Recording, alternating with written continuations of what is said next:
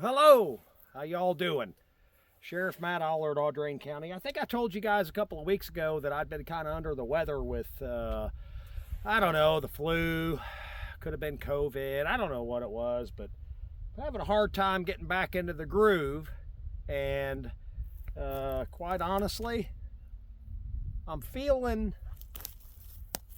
a little sluggish.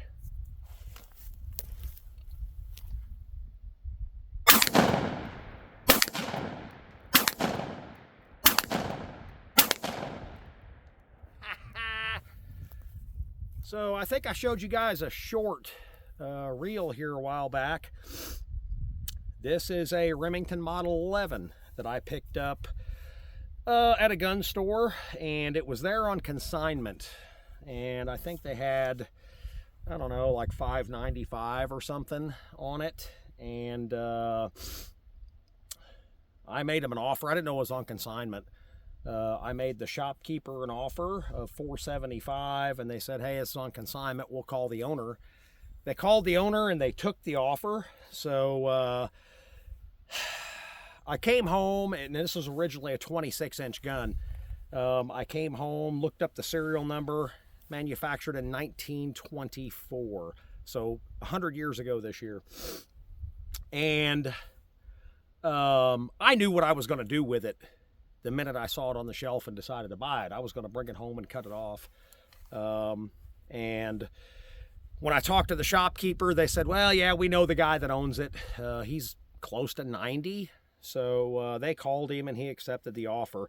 When I left there, I felt kind of sad because a 90-year-old dude with a 100-year-old gun, and the gun's not beat up by any stretch. It's actually in pretty good shape, given the fact that it's 100 years old.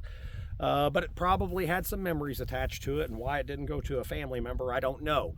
But I didn't feel bad for long. I decided that I was going to chop this down. I cut it off to 18.25. Cut it off myself, and I'll tell you how I did it. It's a nice straight cut, but I used a hose clamp.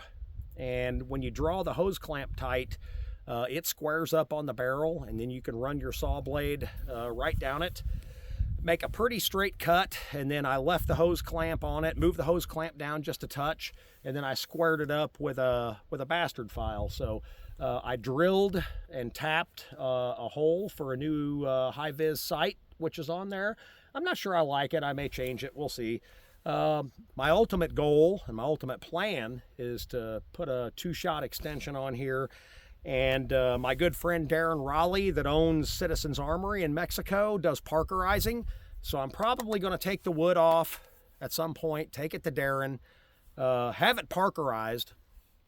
And while it's being parkerized, I'll refinish the wood, probably take it down to bare wood, and then use linseed oil and oil it up and make it look as close to a Remington Model 11 Riot as I can. It does have the solid rib on it, which I'm okay with that. I'm going to have to hunt around for a magazine tube extension. I don't really want it to extend beyond the muzzle. That'll be, so a 2-shot extension would bring it right to the end of the muzzle.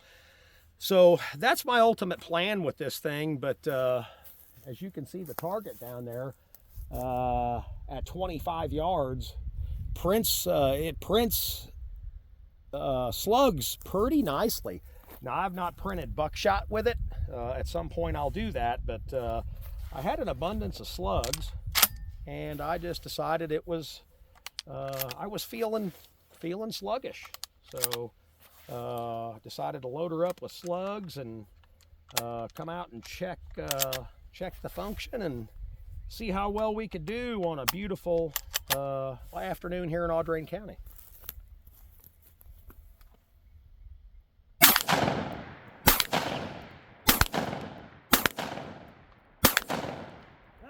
Yep, I threw that one. I knew I threw it when I did it.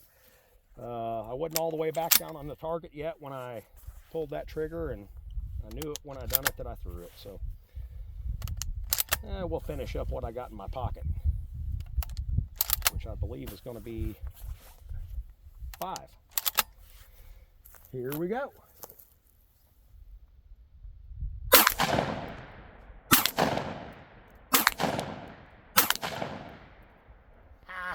That is so cool. I'm going to use this 5th one and see if I can hit that 10-inch coffin down there at 50 yards. 50 yards is a long way. I mean, I have a rough idea of where this thing prints. We'll see if I can hit that coffin at 50. I don't know. Probably not. I may embarrass myself. Oh, just to the right of it. Just a little bit to the right, I think, and high.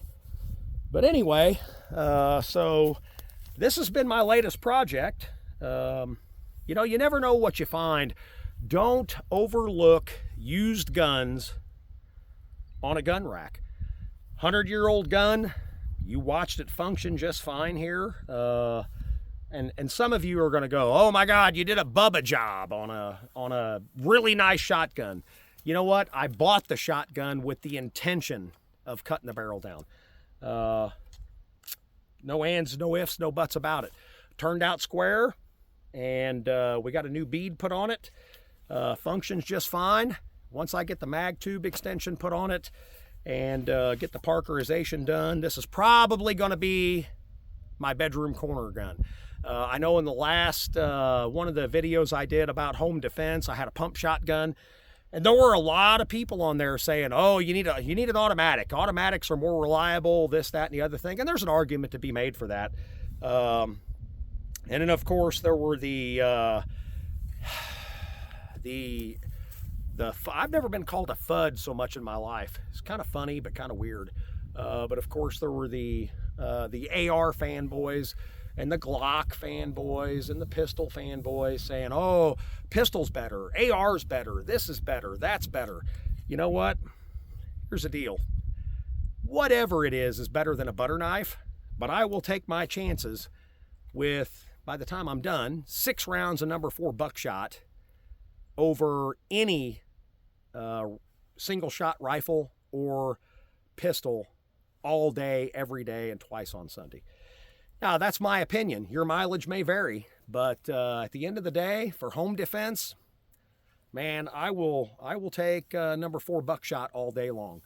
Anyway, hope you found this interesting. Don't forget to like and subscribe. Sheriff Matt Aller at Audrain County. Have a wonderful day.